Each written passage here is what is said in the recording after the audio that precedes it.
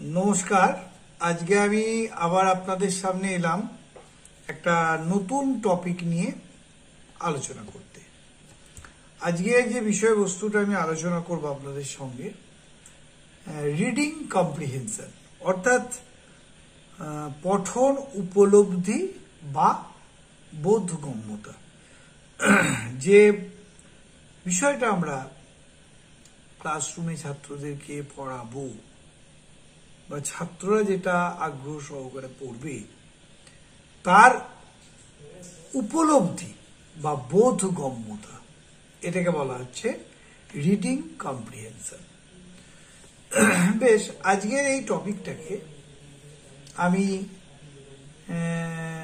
যেভাবে আলোচনা করব, আমার মনে হয় তাতে আপনাদের পঠনের উপলব্ধি এবং বোধগম্যতায় যথেষ্ট উপকার হবে। এই স্লাইডটাতে দেখুন, আমি রিডিং কম্প্রিহেনশনকে মূলত তিনটে টপিকে বিভাজিত করেছি। নাম্বার 1, ডেভেলপিং রিডিং কম্প্রিহেনশন, অর্থাৎ পঠন উপলব্ধির বিকাশ। দ্বিতীয় হচ্ছে ডেভেলপিং ভোকাবুলারি ফর রিডিং, পঠনের জন্য শব্দ ভাণ্ডারের বৃদ্ধিকরণ। আর 3 নম্বর হচ্ছে প্রবলেমস অফ রিডিং, অর্থাৎ পঠনের সমস্যা। প্রথমটা হচ্ছে ডেভেলপিং অফ রিডিং কম্প্রিহেনশন।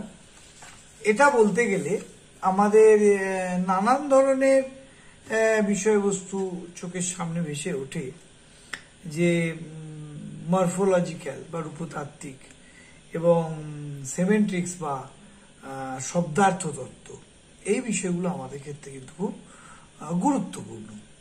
তো যে কোনো বিষয়ে রিডিং স্কিলকে উন্নীতকরণ করার জন্য, অর্থাৎ আমার পঠনের দক্ষতাকে বৃদ্ধি করার জন্য আমার ডেভেলপিং রিডিং কম্প্রিহেনশনটা অত্যন্ত জরুরি।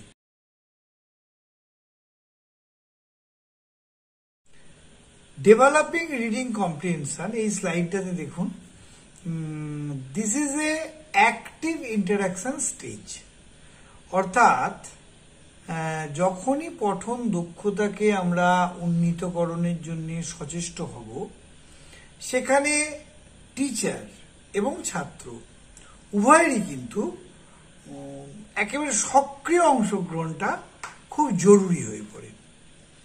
ভীষণভাবে একটা সক্রিয় অংশগ্রহণ আমাদের দরকার হয়ে পড়ে। কারণ শিক্ষক যদি বিষয়টাকে খুব ভালো করে প্রেজেন্ট করতে না পারেন, শিক্ষকের কাছেই যদি বিষয়টা দুর্বোধ্যতা তৈরি হয়, শিক্ষক নিজেই যদি ছাত্রদের কাছে ভালো করে প্রেজেন্ট করতে না পারেন, তাহলে ছাত্ররাও সেই বিষয়টাকে ভালো করে প্রেজেন্ট করতে পারবে না।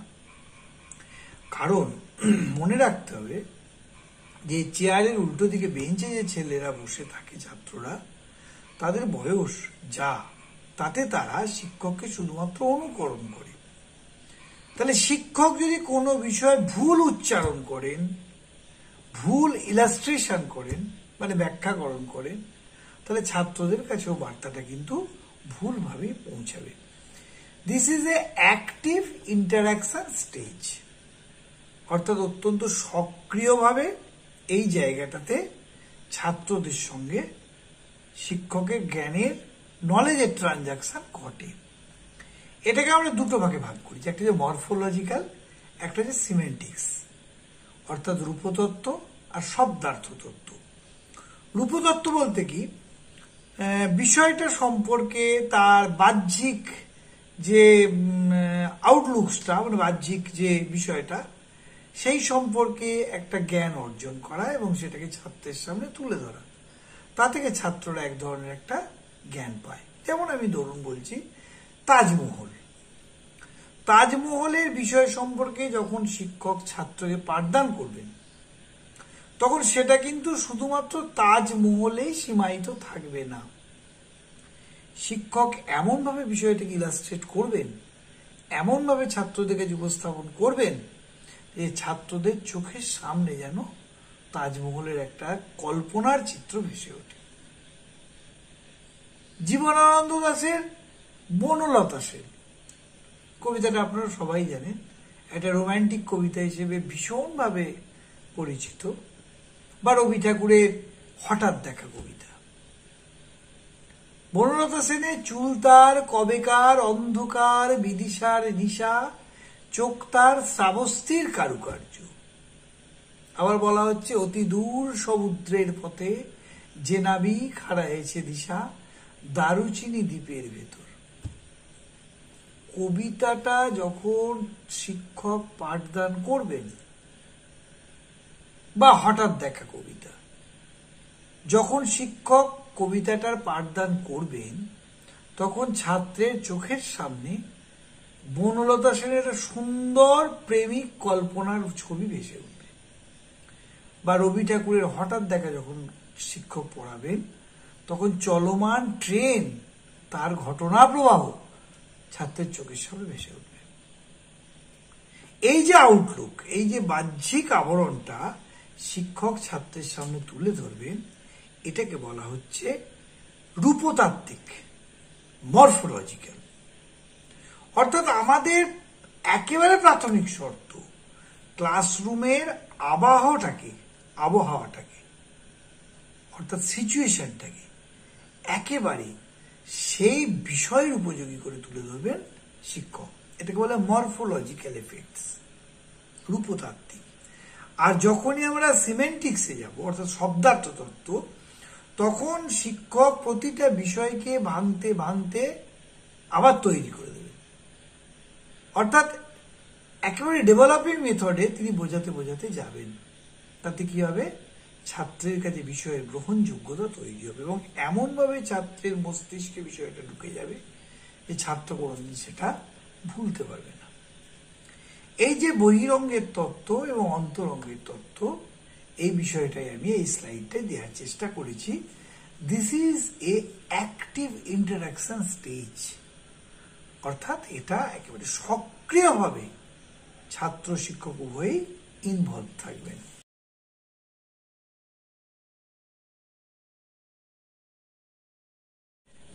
এই স্লাইডটাতে দেখুন, আমি দেখানোর চেষ্টা করেছি স্ট্র্যাটেজিস ফর রিডিং কম্প্রিহেনশন, অর্থাৎ পঠন উপলব্ধির কৌশল সমূহ। কি কি কৌশলের সাহায্যে বিষয়টাকে বোধগম্য করা হয়। এর আগে আমি বুঝিয়েছি আপনাদের মরফোলজিক্যাল আর সিমেন্টিক্সে যে বহিরঙ্গ এবং অন্তরঙ্গের বিশ্লেষণাত্মক দৃষ্টিভঙ্গি দিয়ে আমরা বিষয়টাকে ব্যাখ্যা করব।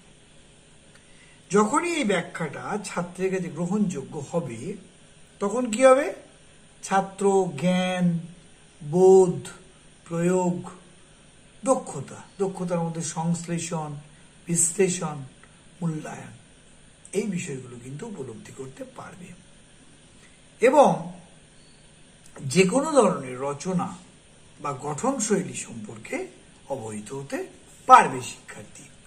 এবার এই স্লাইডে আমি আসছি স্ট্র্যাটেজি। তারই সূত্র ধরে কিন্তু স্ট্র্যাটেজিতে আমরা এসে পৌঁছচ্ছি।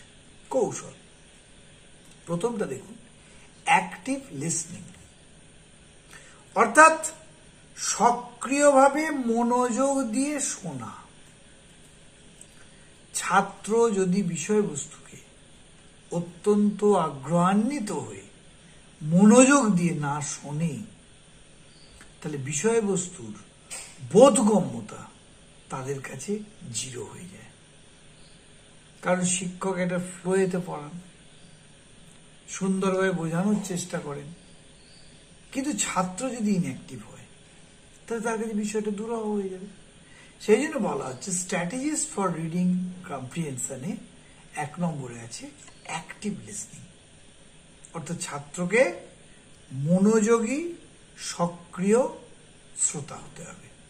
অর্থাৎ শিক্ষক কি বোঝাচ্ছেন মন দিয়ে সেটাকে শুনতে হবে। দ্বিতীয় হচ্ছে কম্প্রিহেনশন মনিটরিং, অর্থাৎ উপলব্ধি বা বোধগম্যতার সতর্কতা। এখানে কয়েকটা গুরুত্বপূর্ণ বিষয় নজর দিতে হয়। নজরটা কি, শিক্ষক যেটা পড়াচ্ছেন সেটা সত্যি আমার কাছে বোধগম্য তো? শিক্ষক যেটা পড়াচ্ছেন সেটা সত্যি ঠিকঠাক হচ্ছে তো?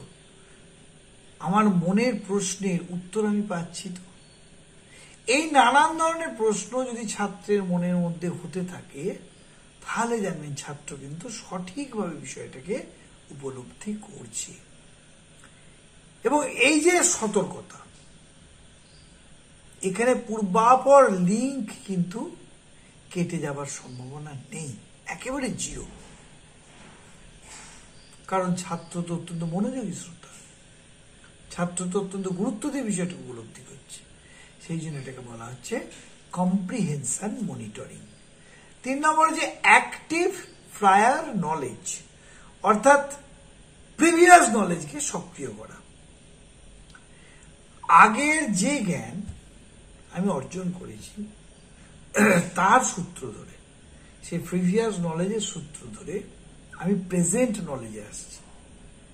আমার ঠিক আগে যে জ্ঞান আমি পেয়েছি আগের ক্লাস থেকে, তার সূত্র ধরে এই ক্লাসটা হচ্ছে তো?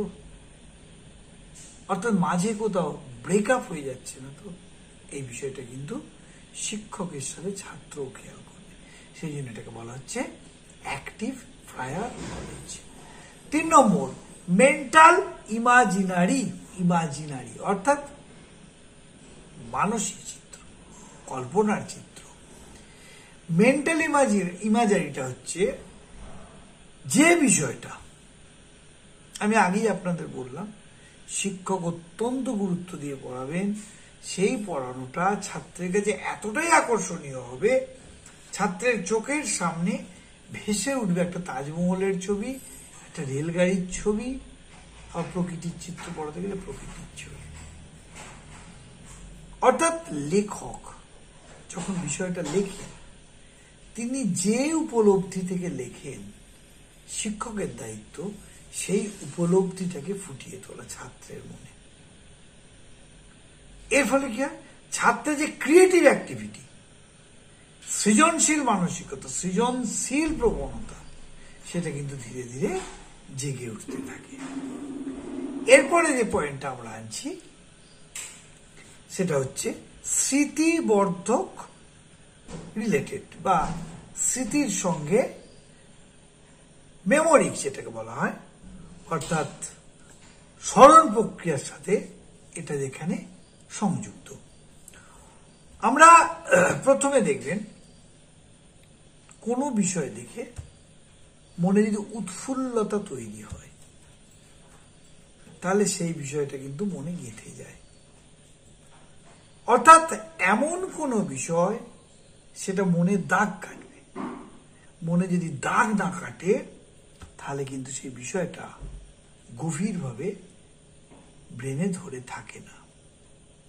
শিক্ষকের কাজ হচ্ছে ছাত্রের ব্রেনে বা মনে সেই গভীর দাগটা তৈরি করা, এটা শিক্ষকের কাজ। এবং ছাত্র কি করবে, মনোযোগের সাথে সেই পাঠ গ্রহণটা করতে থাকবে। এটাকে বলা হচ্ছে স্মৃতিবর্ধক সংক্রান্ত মেমোনিক। এরপরে গ্রাফিক বা নকশা, এটাকে ব্লু প্রিন্টও আমরা বলতে পারি। অর্থাৎ কোনো একটা বিষয় শিক্ষক পড়ালেন, ছাত্র সেটাকে একটা নকশা আকারে, একটা আউটলুক তৈরি করে, একটা ব্লু প্রিন্ট তৈরি করে নিজের মনের মধ্যে গেঁথে নেবে। এবং শিক্ষকের এই পাঠদানটা তখন অত্যন্ত সঠিক এবং দৃঢ় ভিত্তির উপর প্রতিষ্ঠিত হবে। এবার স্টোরি স্ট্রাকচার, অর্থাৎ গল্প তৈরি করা। কোনো বিষয় তৈরির পিছনে, এই যে একটু আগে আপনাদের বললাম যে রাইটার যখন বিষয়টাকে লেখেন, সে কবিতা হোক, গদ্য, প্রবন্ধ, তিনি তার ভাব মস্তিষ্ক থেকে চিন্তন প্রক্রিয়ার দ্বারা কিছু একটা বিষয় লেখেন। শিক্ষকের কাজ লেখকের সেই ভাব বিষয়টাকে ছাত্রের মনে গেঁথে দেওয়া। আমি একটু আগে আপনাদের বলেছি, তাই এখানে স্টোরি স্ট্রাকচারটা হচ্ছে ঠিক তাই। অর্থাৎ শিক্ষক যেভাবে বিষয়টাকে বোঝাবেন, চেষ্টা করবেন সেটা লেখকের কাছাকাছি পৌঁছানো যাচ্ছে কিনা, আর ছাত্র সেটাকে নিয়ে একটা কল্পনার মানসিকতা তৈরি করে নিজের মনে গেঁথে নেবে। এবার যে কোশ্চেন অ্যান্সারিং, অর্থাৎ প্রশ্ন এবং উত্তর প্রসঙ্গ, এই জায়গাতে শিক্ষক যখন পাঠদান করবেন তখন ছাত্ররা প্রয়োজন ছাড়াও প্রশ্ন করতে পারে তাদের নিজেদের মনের সন্দেহ নিরসন করার জন্য। সেখানে খেয়াল রাখতে হবে এই প্রশ্নগুলো আমার পাঠ্যক্রম রিলেটেড, তো এমন তো নয় ভুলভাল, বা যে প্রশ্ন পাঠ্যক্রম রিলেটেড হলেও হয়তো শিক্ষক দমিয়ে দিচ্ছেন না, তো এই জায়গাটাও কিন্তু খেয়াল রাখতে হবে যাতে তার মনের মধ্যে নানান ধরনের প্রশ্ন ভিড় করলেও সেগুলো সে উপস্থাপন করতে পারে। কোশ্চেন জেনারেশন, পরের স্টেজে দেখুন প্রশ্ন তৈরি করুন, অর্থাৎ নানান প্রশ্ন নিজের মনে ভিড় করবে, সেগুলো ছাত্র শিক্ষকের কাছে তুলে ধরবেন। এবার শিক্ষকের মনেও যদি প্রশ্ন তৈরি হয় শিক্ষক মনে মনেই সেগুলো সমাধান করবেন। তাহলে এই কাজগুলো করতে গেলে আগে থাকতে বিষয়ে শিক্ষকের প্রচুর জ্ঞান থাকতে হবে, না থাকলে হবে না। এরপরে হচ্ছে সামারাইজেশন, অর্থাৎ একেবারে সংক্ষিপ্তকরণ। অর্থাৎ সংক্ষিপ্তকরণে কি বলা হয়, যে টোটাল বিষয়টাকে ব্রিফ সামারি তৈরি করে ছাত্রের কাছে আবার উপস্থাপন করা। ছাত্র তাহলে বুঝতে পারবে যে বিষয়টা খুব সুন্দরভাবে বুঝতে পেরেছি। এরপরেও যদি ছাত্রের মনে কোনো প্রশ্ন থাকে সেই প্রশ্নটা কিন্তু ছাত্র শিক্ষককে করবে। এরপরের অংশ হচ্ছে কনক্লুশন, অর্থাৎ উপসংহার। এই উপসংহার পর্যায়ে টোটাল বিষয়টা সম্পর্কে ছোট্ট একটু আলোকপাত করে বিষয়টার ওখানেই সমাপন ঘটাতে। তাহলে এই এতগুলো স্টেপ 10টা পরপর যদি ফলো করা হয় তাহলে যে কোনো বিষয়বস্তু সহজভাবেই বোধগম্য হয়ে উঠবে, কি শিক্ষক কিংবা ছাত্রের কাছে।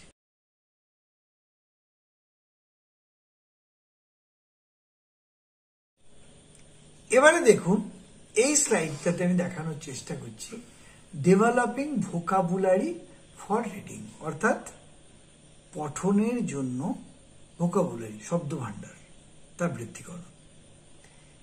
এই যে প্রচুর শব্দ ভান্ডার যদি আমাদের মধ্যে না থাকে আমরা বিষয়কে কি করে উপস্থাপন করব? আমি যদি শব্দ ভান্ডার দিয়ে বিষয়ের গভীরতা গুরুত্ব উপলব্ধি করতে পারি তাহলে সেটাকে তো প্রকাশ করতে হবে। তাহলে ছাত্রের মধ্যে যদি শব্দ ভান্ডার না থাকে বা শিক্ষকের মধ্যে যদি স্টক অফ ওয়ার্ড না থাকে সেটা সম্ভব নয়। ভুল জায়গায় ভুল বাক্যবন্ধ গ্রহণ করা হয়ে যাবে। এটাকে দেখুন প্রথমে বলছি ইনসিডেন্টাল ভোকাবুলারি। এই ইনসিডেন্টাল ভোকাবুলারি এটাকে অ্যাডহক ভোকাবুলারিও বলা হয়, অর্থাৎ প্রাসঙ্গিক শব্দ ভান্ডার। দ্বিতীয় হচ্ছে প্যাসিভ ভোকাবুলারি, অর্থাৎ নিষ্ক্রিয় শব্দ ভান্ডার। আর 3 নম্বর হচ্ছে অ্যাক্টিভ ভোকাবুলারি, অর্থাৎ সক্রিয় শব্দ ভান্ডার।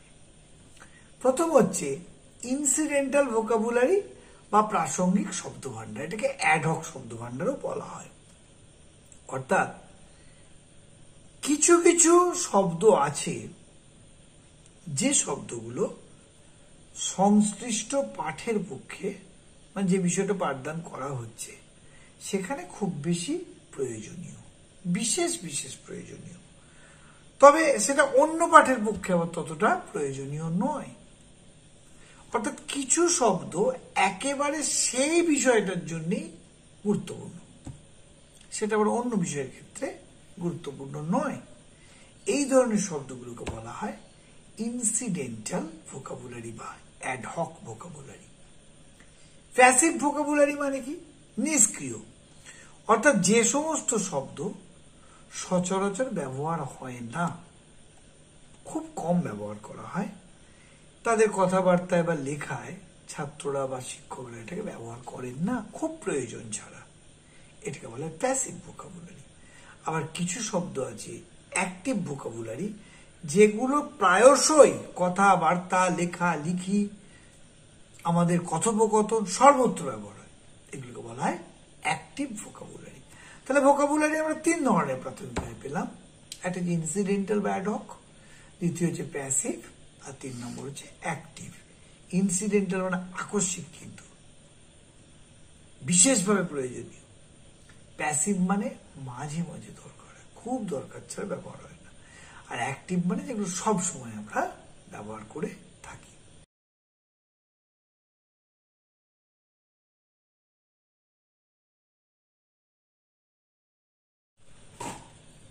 এই যে স্লাইডটা, এই স্লাইডটাতে দেখুন আমি দেখানোর চেষ্টা করেছি যে স্ট্র্যাটেজিস ফর ডেভেলপিং ভোকাবুলারি, কোন পদ্ধতিতে শব্দভাণ্ডারকে বাড়াবো আমরা। Number 1, face value of alphabet, অর্থাৎ প্রত্যেকটা বর্ণমালাকে আমরা যেন মনে রাখতে পারি। এমন নয় যে কাজ চলার জন্য কিছু বর্ণ আমরা শিখে রেখেছি। যেমন আমি আমার কথাই বলি, আমাকে যদি হিন্দিতে কিছু কথা বলতে বলে আমি পারবো না, কারণ আমি হিন্দির স্টক অফ ওয়ার্ড আমার নেই। আমি ওই কাহা হো, ক্যাসি হো, এইসব 2-4টে শিখে রেখেছি। তাহলে এইভাবে শিখে রাখলে তো আমি হিন্দিতে কথা বলতে পারি না। সেই জন্য ফেস ভ্যালু অফ আলফাবেট, অর্থাৎ বর্ণমালা এবং বাক্যবন্ধ তার সঙ্গে সার্থক পরিচিতি ঘটাতে হবে ছাত্রকে বা শিক্ষককে। এফিসিয়েন্সি অফ ডিকশনারি ইউজ, অর্থাৎ অভিধান বা ডিকশনারি ব্যবহারের দক্ষতা তৈরি করতে হবে। নলেজ অফ প্রোনাউন্সিয়েশন, অর্থাৎ উচ্চারণ সম্পর্কিত জ্ঞান ছাত্র বা শিক্ষক উভয়েরই থাকতে হবে। কারণ অনেক ক্ষেত্রে আমরা দেখেছি আঞ্চলিকতার উচ্চারণের দোষে শিক্ষক দুষ্ট থাকেন, সাথে সাথে ছাত্ররাও হয়ে যান। কাজেই যখন লিখিত আকারে প্রকাশ করতে যায় ছাত্র ভুল করার সম্ভাবনা থাকে, কারণ উচ্চারণের উপর নির্ভর করে বানান তৈরি হয়। এটা আপনারা সবাই জানেন, আমিও জানি। 4 নম্বর হচ্ছে সমরূপ শব্দ বা হোমো। একই ধরনের শব্দ প্রচুর থাকে, যেমন দন্ত সহস্রই সই মানে স্বাক্ষর, আবার এই দন্ত সহস্রই সই মানে সখীও হতে পারে। তাহলে আমার স্টক অফ ওয়ার্ড কতটা, কোনটা কোথায় প্রয়োগ করব, উচ্চারণ একই, কি ক্ষেত্রে কোনটা ব্যবহার করব, সেটা অ্যাট দ্য টাইম অফ প্রয়োগের সময়, at the time of effect, সেটা আমার মাথায় কাজ করবে। তাহলে তখনই সম্ভব যদি আমার স্টক অফ ওয়ার্ড প্রচুর থাকে, আমার বর্ণমালার সম্পর্কে আমি যদি সচেতন হই, এবং আমি যদি সমস্ত উচ্চারণ সম্পর্কে সচেতন হই। এরপর হচ্ছে হোমোফোন মানে সমধ্বনি শব্দ, যেমন উঞ্জয়াকার জাম মানে প্রহর, রাত্রির প্রহর। আবার বর্গীজয়াকার জাম মানে ফল বিশেষ। সোনা, তালবস্যয়কার দন্তনাকার সোনা মানে শ্রবণ করা, আর দন্তস্বয়কার দন্তনাকার সোনা মানে অলংকার, ধাতু বিশেষ।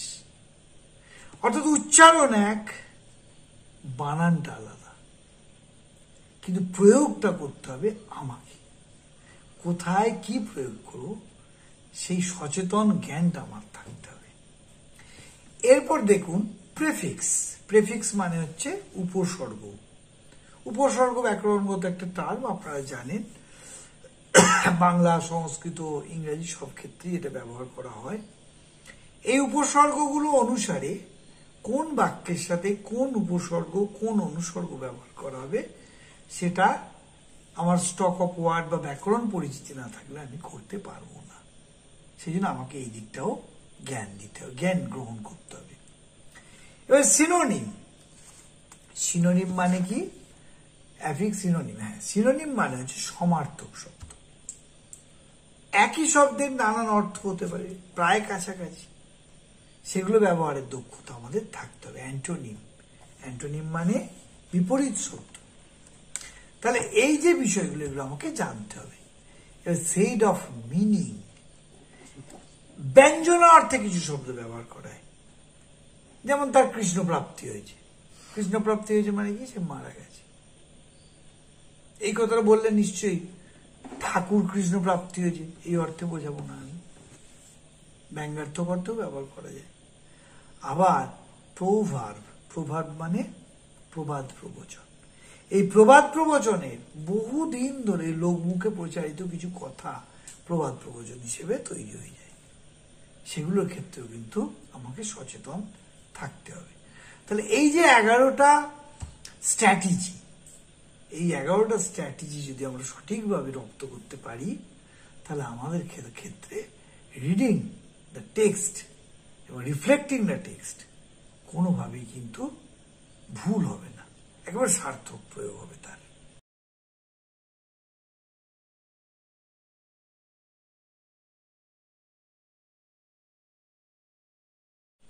এই স্লাইডটাতে আমি দেখানোর চেষ্টা করেছি প্রবলেমস অফ রিডিং, অর্থাৎ পঠনের সমস্যা, নানান ধরনের সমস্যা। প্রথম সমস্যা কি আছে, problems in mechanics of reading, অর্থাৎ কৌশল সংক্রান্ত সমস্যা। 2 নম্বর ফ্যাকাল্টি রিডিং হ্যাবিট, ত্রুটিপূর্ণ পাঠের অভ্যাস। তারপর যে ফল্ট আইডেন্টিফিকেশন অফ রিডিং, অর্থাৎ বিভিন্ন ধরনের চিহ্নিতকরণের ক্ষেত্রে, পাঠ চিহ্নিতকরণের ক্ষেত্রে সমস্যা। তার লো আইসাইট, চোখের দুর্বল দৃষ্টি, ল্যাক অফ টিচার ইন্টারেস্ট, শিক্ষকের আগ্রহের অভাব, এবং রিডিং হ্যান্ডিক্যাপস, অর্থাৎ পাঠের প্রতিবন্ধকতা। প্রথম যদি আমরা আসি mechanics of reading a problems, এক্ষেত্রে আমরা দেখব যে কিছু ছাত্র আছে বা কিছু শিক্ষক আছেন, তাদের রূপতত্ত্বগত শব্দতত্ত্বগত সমস্যা থাকে, সেক্ষেত্রে পাঠদান কিন্তু ভুল হতে পারে। ফ্যাকাল্টি রিডিং হ্যাবিট বা faulty reading habit, faulty reading habit মানে কি বা ফ্যাকাল্টি রিডিং হ্যাবিট মানে কি, মানে হচ্ছে পঠনের ত্রুটি। এই পঠনের ত্রুটি কি করে হয়, উচ্চারণের সমস্যা হয়, শ্রবণের সমস্যা হয়, বই পড়তে গিয়ে লাইনে আঙুল দিয়ে দিয়ে পড়তে হয়, আবার লাইনে আঙুল দিয়ে না পড়লে লাইন ওভারল্যাপ করে যায়, এইগুলোকে বলা হয় রিডিং ফল্ট। এরপর যে fault of identification of reading, অর্থাৎ চিহ্নিতকরণের একটা সমস্যা, কিভাবে কোন পাঠটা কখন পড়ব এটা মাথায় না রাখা। লো আইসাইট, দৃষ্টিশক্তির সমস্যা। ল্যাক অফ টিচার ইন্টারেস্ট, অর্থাৎ শিক্ষকদের উদ্যোগের অভাব। কি করতে উদ্যোগের অভাব হয়, ভোকাবুলারি লেভেল, সেন্টেন্স লেভেল আর টেক্সট লেভেল, এই 3টে লেভেলে কিন্তু শিক্ষকদের সমস্যা থাকতে পারে। শিক্ষকের নিজেরও তো ভোকাবুলারি লেভেল সমস্যা থাকতে পারে, উচ্চারণের সমস্যা থাকতে পারে। রিডিং হ্যান্ডিক্যাপস, অর্থাৎ পঠনের প্রতিবন্ধকতা, এটা নানানভাবে হতে পারে। দেখা যাচ্ছে কোনো শিশু আঘাত পেয়ে তার ব্রেন হ্যামারেজ হয়ে গেছে, কোনো শিশুর হাত নেই, কোনো শিশু মেন্টালি হ্যান্ডিক্যাপড, এগুলোকে বলা হয় রিডিং হ্যান্ডিক্যাপস। তাহলে এই যে বিষয়গুলো রিডিং এর ক্ষেত্রে সমস্যা দেখা দেয়, এগুলোকে আমাদের যথাসাধ্য ওভারকাম করতে হবে। কি কি, problems in mechanics of reading, reading habit fault, identification of reading fault, low eyesight, lack of teacher interest আর রিডিং হ্যান্ডিক্যাপস। এই বিষয়গুলো যদি আমরা কাটিয়ে উঠতে পারি, তাহলে যে কোনো বিষয়কে পাঠ দেওয়ার সময় অত্যন্ত গুরুত্বপূর্ণ, সেটা গ্রহণযোগ্যভাবে আমাদের মস্তিষ্কে ধরে যাবে।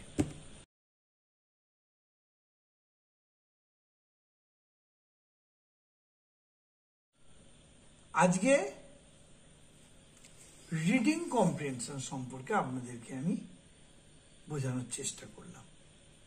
রিডিং কম্প্রিহেনশন যদি আমরা ভালোভাবে করি, যদি ভালোভাবে পাঠদান প্রক্রিয়াটাকে এগিয়ে নিয়ে যেতে চাই, তাহলে শিক্ষক এবং ছাত্র উভয়কেই সমানভাবে গুরুত্ব দিয়ে বিষয়টাকে পঠন বা পাঠনের ক্ষেত্রে কার্যকরী ভূমিকা নিতে হবে।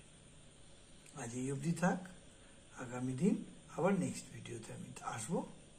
ভালো থাকবেন, সুস্থ থাকবেন, নমস্কার।